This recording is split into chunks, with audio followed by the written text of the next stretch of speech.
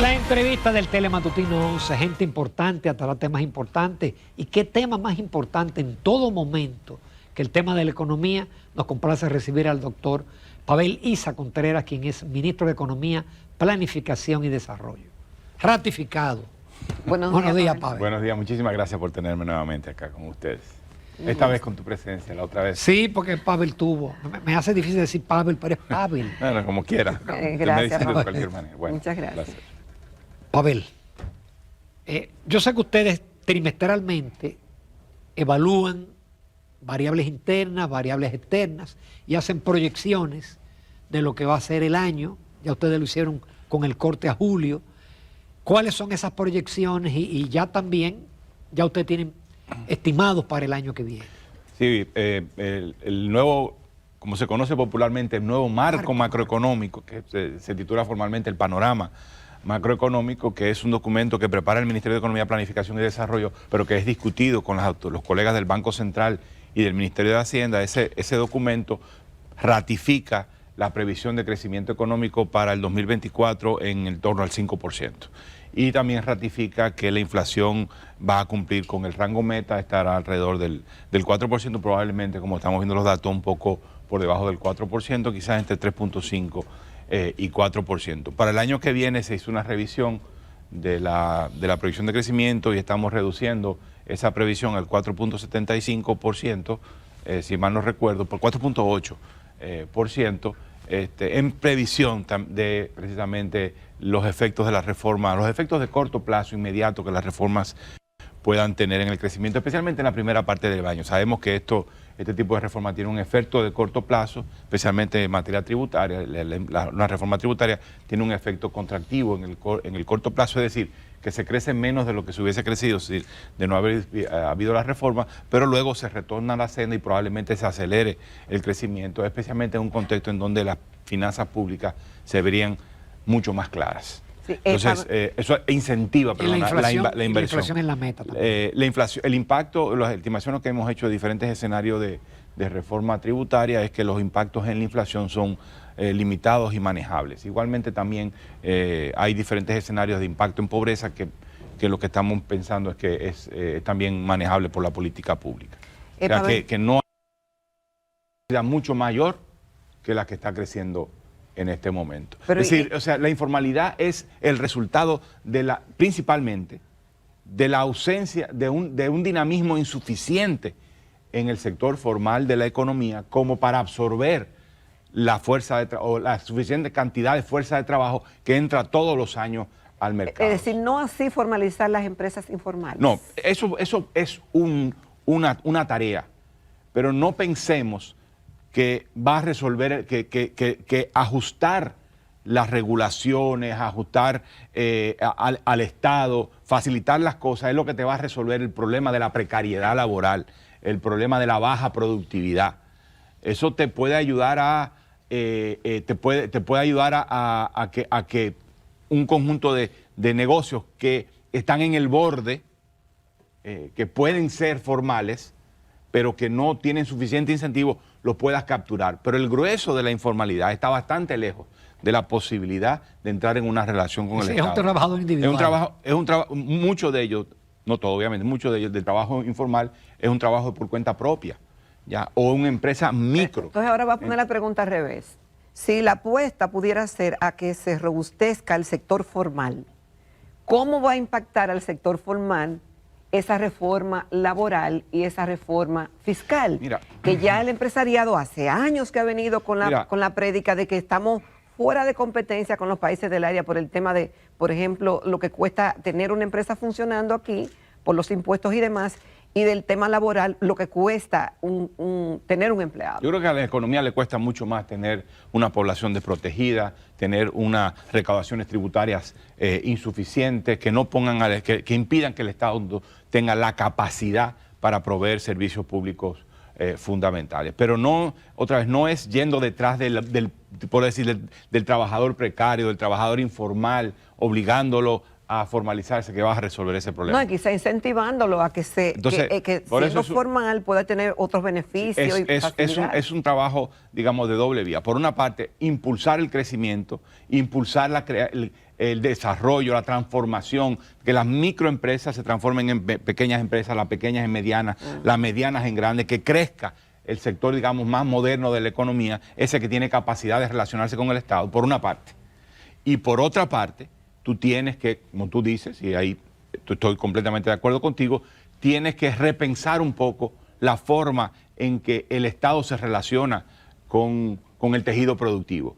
Este es un Estado y muchos otros estados en la región que están pensados para relacionarse con las grandes empresas, pero no con las pequeñas empresas. No está adaptado, no está pensado para articularse de esa manera. Es mucho es copia de los estados de los países desarrollados. Queremos parecernos a ellos en términos de bienestar, pero estamos hablando de un tejido productivo que para los países desarrollados se transformó hace muchísimos años. Nosotros todavía tenemos un sector formal que crece a una velocidad, que crea empleos a una menor velocidad de la deseada. Entonces, para eso yo estoy de acuerdo. Creo que hay que pensar en facilitar la vida a los pequeños negocios, ver cómo pueden entrar.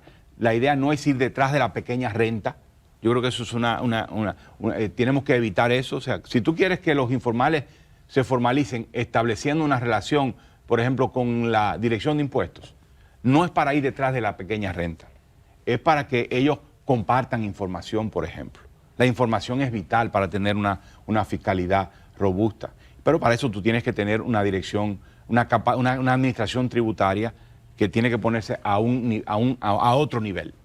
Y es por eso por lo que estamos empujando, tratando de generar este debate y impulsar que parte del paquete de reforma tributaria sea una transformación progresiva de la administración tributaria, sea una mucho más robusta, que sea capaz de relacionarse con los pequeños negocios en la búsqueda de información que permita gravar más adecuadamente a la economía en su conjunto, no tanto a los pequeños negocios, a las rentas de estos. Por ejemplo, el tema del ITEVIS, del incumplimiento del ITEVIS, de nuestro impuesto al valor agregado. Hay un incumplimiento tributario del 42%. Mucho de eso tiene que ver con falta de información. El ITEVIS se comercia, muchos de los bienes grabados con el ITEVIS se comercian en cadenas informales. O sea, el gravamen llega hasta donde pasa de la formalidad, hasta cuando llega a la informalidad, o desde el inicio de la cadena de producción, de la cadena de producción y distribución, empiezan con actividades informales. Entonces, ¿cómo resuelves eso? Con una administración tributaria mucho más capaz. A ver, siempre se ha dicho... O sea, perdón, hemos discutido mucho todo el tiempo de bases y tasas.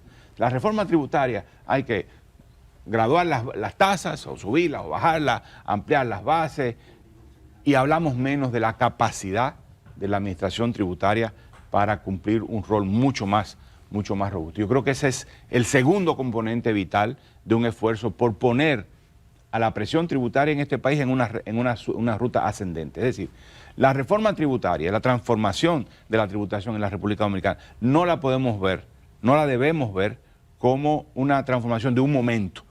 Es decir, de cambio en bases, cambio en tasa, sube la presión tributaria en un cierto porcentaje del PIB, 1.5, 2%, 2.5% del PIB, y ahí se acabó la cosa. No, la reforma lo que tiene que procurar es que, si bien dar un salto inmediato, tiene que crear las condiciones para que esa presión tributaria crezca de manera sostenida. Eso significa que las recaudaciones puedan crecer a largo plazo más velozmente que la economía. ¿Ya? Entonces eso significa un cambio estructural en el aparato tributario, tanto en la gestión tributaria como en la normativa tributaria. ¿Y claro, se puede hacer eso? Por supuesto. De hecho, debo decir que la transformación de la normativa debe ayudar a la transformación de la gestión. ¿Por qué? Porque cuando tú reduces exenciones, por ejemplo, tú reduces el espacio para la evasión y la elusión. En la medida en que tú tengas muchas exenciones y tratamientos especiales, se te cuela por ahí. Yeah. Si tú vas cerrando eso, tú le vas dando poder a la administración tributaria para identificar a dónde están los problemas y reduce el espacio. Es decir, que el Ministerio favorece la eliminación de ciertas exenciones. Absolutamente. O sea, de todas, como han sugerido algunos, o de probablemente muchas. No de todas. No, mira, todos los esfuerzos de desarrollo implican tratamientos tributarios excepcionales. Pero estos tratamientos tienen que ser focalizados en términos de lo que estás incentivando y acotados en el tiempo. Y ustedes han tenemos regímenes de incentivo. Hay algunos economistas que sustentan que con la eliminación de ciertas exenciones y con la mejoría en la calidad del gasto es suficiente y no hay necesidad de reforma fiscal. Probablemente no, eso no me parece que sea correcto. Yo creo que es inevitable que una reforma tributaria también expanda la base imponible, tiene que reducir exenciones. Yo creo que es una clave para que la reforma no sea de un solo momento, no tenga un efecto en un solo momento, sino que tenga efecto a más dar largo un ejemplo plazo. Colectivo de que vas a pagar, pero mira, voy a quitar esto, que también vamos a ser más justos. Claro, el tema de las exenciones es que tú tienes algunas que han estado vigentes por demasiado tiempo, sectores que ya están maduros, que ya no necesitan este tipo de exenciones, sí, que no son justificadas en este momento. Es decir, que tú dices, bueno, pero ¿para qué yo la estoy dando? ¿Cuál es el beneficio que genera? Y además, que genera tratamientos diferenciados en sectores de la misma naturaleza. Yo no quiero meterme en ejemplos concretos porque ese debate lo vamos a tener cuando el gobierno presente la propuesta. Es para eso, igual que ustedes estaban conversando sobre la reforma constitucional, es para debatir y para llegar a acuerdos. Bueno, lo mismo deberá pasar con el resto de las reformas, incluyendo la reforma tributaria. Una última pregunta antes de irnos a una pausa comercial. Entonces, cuando ustedes presenten el presupuesto, no va a estar lista la reforma fiscal. Entonces, el presupuesto va a ser hecho sin reforma fiscal. Probablemente. Eso no le veo mucho problema porque sencillamente se introduce una adenda, una enmienda, una adenda al proyecto de presupuesto, pero me parece que los tiempos no darían porque hay restricciones de ley. Se puede presentarlo en octubre. Al 1 de octubre, si mal no recuerdo, los primeros días de octubre o antes del 1 de octubre tiene que estar siendo presentado al Congreso el proyecto de ley de presupuesto, y no creo que para esa fecha vamos a tener la reforma tributaria. Probablemente la tengamos presentada y sometida, pero no discutida y aprobada en el Congreso. Eso debe generar un debate, no podemos tampoco atropellar la discusión. Hay que dar espacio para el debate.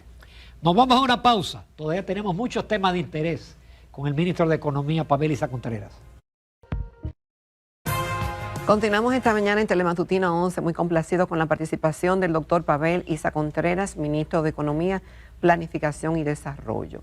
Una de las cosas que destacaron antes de entrar ya al gobierno, la participación de Pavel en el escenario de la economía, la realización de estudios, de mediciones, de reportes.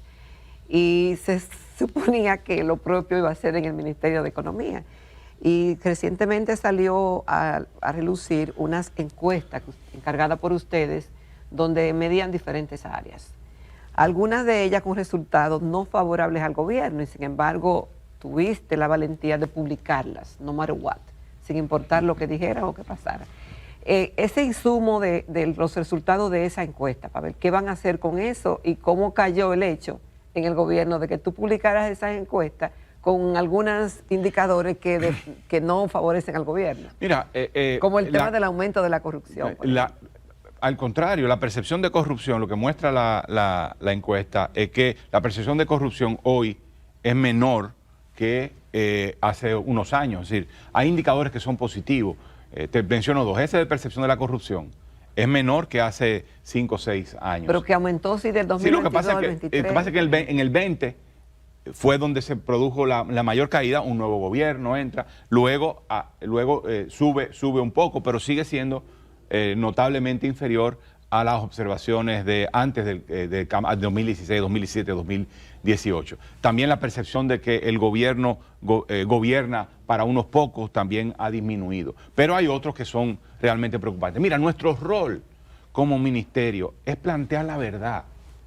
Ser transparente. Ser transparente.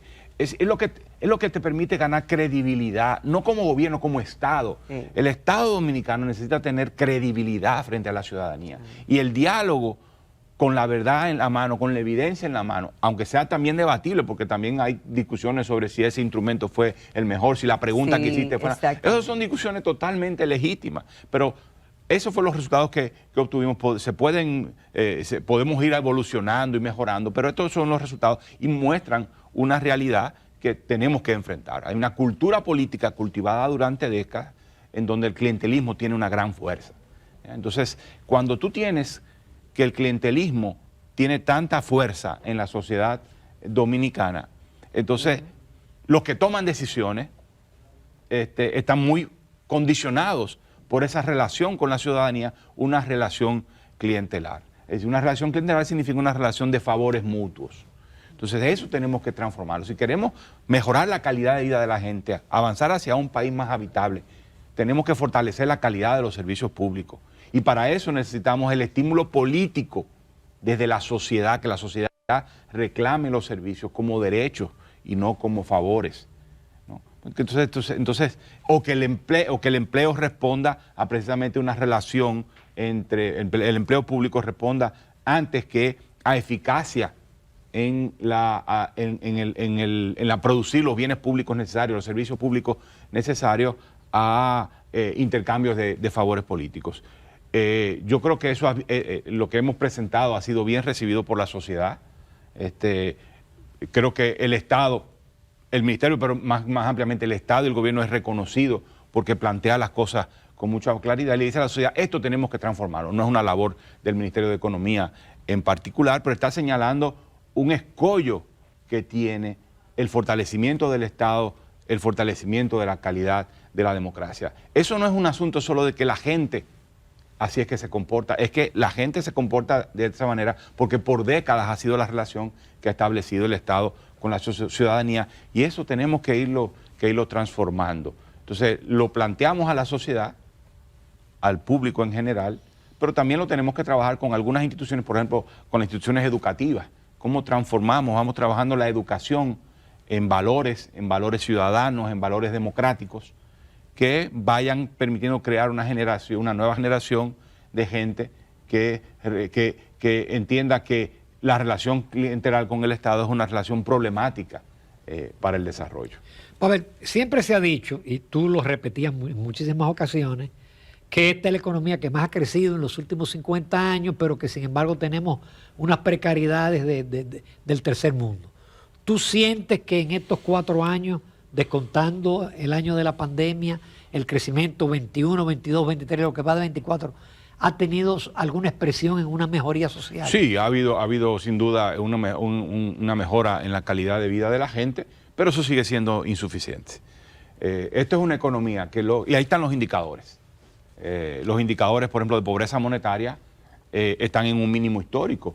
En el primer trimestre de 2024, el porcentaje de pobreza de población que percibe ingresos de pobreza se ubicó en 18.9% y el dato del último trimestre no ha sido publicado oficialmente, anda el segundo trimestre de 2024 anda más o menos en el mismo sentido. Ahora, ¿qué es lo que pasa?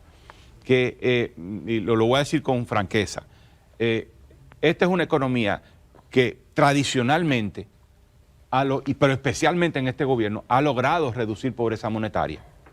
Sin embargo, no somos lo suficientemente capaces todavía de movernos desde la vulnerabilidad hacia una población que tenga calidad de vida estable y segura. Es decir, reducimos pobreza, pero no reducimos lo suficiente vulnerabilidad, ¿ya? Cuando digo población vulnerable es población que no está en pobreza, que recibe un ingreso lo suficientemente y tiene acceso a servicios de tal manera que puede calificarse como que tiene capacidad de llevar una vida digna. Sin embargo, esa población, aunque ha crecido, no está segura en su situación. Con que haya un enfermo terminal en la familia ya. Un impacto de una tormenta, un enfermo, perdiste el trabajo y tuviste que irte a la informalidad y por lo tanto pudieras ver reducido tu nivel de ingreso, ya te pone en una situación, te retrotrae a una situación de pobreza. Entonces, ese es el desafío. Es como tú anclas, no solo cómo superas la pobreza monetaria, sino cómo tú anclas a esa población por encima de la línea de pobreza monetaria. Y eso o por encima de la línea de pobreza, bajo cualquier criterio, monetaria o de otro tipo. Hay diferentes mediciones de pobreza y eso lo haces a través de dos maneras. Generando empleos de calidad, más empleos y de calidad, reduciendo la participación del empleo informal, pero no por informal, sino por precario. Insisto en eso, porque hay empleos formales que son precarios también, ¿eh? Sí. Y hay empleos informales que no son precarios. Que no son precarios, que no son precarios. Estamos de acuerdo. Entonces, ¿cómo logras generar empleos de más calidad, más velozmente? Y de ahí toda la estrategia que tiene el gobierno en materia, por ejemplo, de nearshoring, atraer inversiones de esas que están buscando destinos más seguros, que salen de Asia, destinos para la industria de mayor tecnología. O sea, ¿cómo preparas al país para atraer esas inversiones? Preguntaba, ¿qué están pensando en este contexto de reforma tributaria, reformas que pueden generar incentivos a aumentar la informalidad? La respuesta tiene que ser más estructural, tiene que ser atraer inversiones de alta calidad como estas de alta tecnología, transformar la agricultura para fortalecer cadenas agroindustriales, que el campo, que el trabajo en las zonas rurales sea un trabajo que reditúa. Y por eso hay una apuesta fuerte de nuestro ministerio por transformar la agricultura en esta dirección, con un énfasis en este momento en la región Enriquillo, que es la más afectada de pobreza. Economía, ¿estás seguro que la reforma fiscal y laboral no va a ser un obstáculo al aparato productivo? No, va a ser un escollo inmediato, de corto plazo, pero te va a generar una situación en la cual vas a estar en mucho más capacidad de generar empleos de más calidad a futuro. Para empezar, la preocupación sobre las finanzas públicas se va a diluir. Ya tienes una ley de reforma de responsabilidad fiscal que le pone un tope. Que es muy buena, ¿eh? Que es una reforma que le pone un tope al gasto, pero que es una reforma moderada. Es decir, te da previsibilidad, va a permitir que el gasto real crezca, porque va a crecer al menos, va a crecer en 3% en términos reales, o sea, el gasto primario del gobierno. Más la inflación. O sea, el gasto nominal más la inflación, es la inflación más el 3%. Por lo tanto, si le descuentan la inflación, el aumento real del poder de compra del Estado, el gasto real del Estado va a aumentar anualmente en un 3% por un periodo de tiempo, pero eso también es un límite al gasto y va a permitir que el gobierno no tenga que endeudarse, que limite el endeudamiento hasta que la deuda se coloque en un nivel más razonable y entonces a partir de ahí ya puedes moverte con más libertad. Lo único malo, pero yo lo entendí, lo conversé con el ministro de Hacienda, es que eso es para el sector público no financiero, no incluye el Banco Central. Obviamente la reforma... Entonces va a disminuir la deuda del sector público financiero, por la otra no hay garantía. Por la otra solamente podrá, bueno, no solamente, pero un componente importante va a tener que ser fiscal. Y la reforma tributaria tendrá que hacer aportes a fortalecer la capitalización del Banco Central, mayores a lo que se está haciendo en este momento. Hubo una ley de capitalización que no se cumplió, pero ahora vamos a tener que hacer un esfuerzo en esa dirección. Entonces todo eso te pone en una condición en donde las inversiones serán mayores, ya están siendo mayores, o sea, la inversión extranjera directa, por ejemplo. Y la inversión total como porcentaje de la economía está por encima del 30%, cuando desde 2010 a 2019 fue de 25%, es decir, aumentamos en 5, 7 puntos porcentuales el coeficiente de inversión, que es lo que ha permitido que el empleo haya crecido, que nos hayamos recuperado rápidamente de la pandemia. Entonces, tú estás creando condiciones estructurales para generar empleos de más calidad. Estamos apostando a la capacitación y al entrenamiento, que es lo que permite traer inversión con contenido tecnológico. Bueno, pudiera yo agotar mucho tiempo diciendo todas las cosas que estamos haciendo en esa dirección. Pavel, justamente, ¿cuáles sectores en estos próximos 4 años ustedes pretenden desde el Ministerio apuntalar? No los sectores tradicionales, tú has mencionado ya algunos, agricultura, turismo, otras cosas, para fortalecer más. Y la otra parte de la pregunta es, ustedes diseñan esas políticas públicas y para que eso funcione tiene que haber un acompañamiento y que todos estén en la misma página. Mira, ¿te sientes primero entendido y acompañado? Y segundo, ¿cuáles son los sectores? El rol del ministerio es darle calidad a la política pública. Pero quien ejecuta la política en concreto son los ministerios sectoriales. Por eso, entonces, nosotros trabajamos... te digo, si se entiende lo que está haciendo el ministerio y te siente acompañado. Yo me siento muy contento de la receptividad que tenemos de parte de las entidades sectoriales en salud, en educación, en sectores productivos, yo diría agricultura, pero con un enfoque en agroindustria, en el tema de turismo, moviéndonos hacia diversificación del turismo por destino y por tipo de turismo. En Zona Franca nos estamos moviendo hacia atraer nuevas cadenas de mayor contenido tecnológico y escalar en las cadenas actuales hacia tramos de más complejidad tecnológica. Yo creo que con esos tres estoy dando, creo que, claridad de por dónde es que nosotros estamos apostando a la transformación de la calidad del empleo en el país. Yo sé que es una meta del presidente. Con la reforma fiscal y la reforma estructural lograremos el grado de inversión como país para fines de la colocación de los bonos soberanos. Yo creo que eso nos pone en una situación totalmente distinta. No sé si en lo inmediato se llegue a grado de inversión, pero sin duda que después de la reforma, de las reformas de aquí a final de año, diría que en 2025 estamos en una condición ideal para que haya un nuevo mejoría en la calificación crediticia de la República Dominicana. Repito, no sé si llegaría en este momento inmediato al grado de inversión. Recuérdate que la apuesta a alcanzar grado de inversión en un periodo de tiempo determinado, de unos años, no en lo inmediato, pero eso va a ser fundamental y eso te va a permitir endeudarte. Nos vamos a endeudar menos, pero lo que vayas a endeudarte va a ser a una menor tasa de interés y por lo tanto el peso de los intereses va a ser menor, no en lo inmediato, porque tú hoy estás pagando los intereses que contrataste en el pasado, pero futuros gobiernos, futuras administraciones van a ver un alivio en la carga de los intereses, y como la situación fiscal va a estar mucho más sana, pues vas a traer inversiones de mucho más calidad. Esas dos cosas vas a poder lograr. Menores tasas de interés para tu deuda pública e inversiones de más calidad, porque estén viendo en un país cuyos riesgos macroeconómicos son mínimos. Excelente, nos deja una nota de optimismo el ministro Pavel Isa Contreras. Muchísimas gracias, Pavel, por tu receptividad. Responde los chats, contesta. Así es que... Con mucho gusto. Muchas gracias. Te esperamos cuando venga el debate fiscal y vengan todos esos debates. Bueno, también está el de la seguridad social. Sí. Eso vendrá también. Es un paquete completo, no es una... Vamos a ver. No son parches. No son parches. Gracias, Pavel. Nos vamos a comerciales. Recta final del Telematutino 11.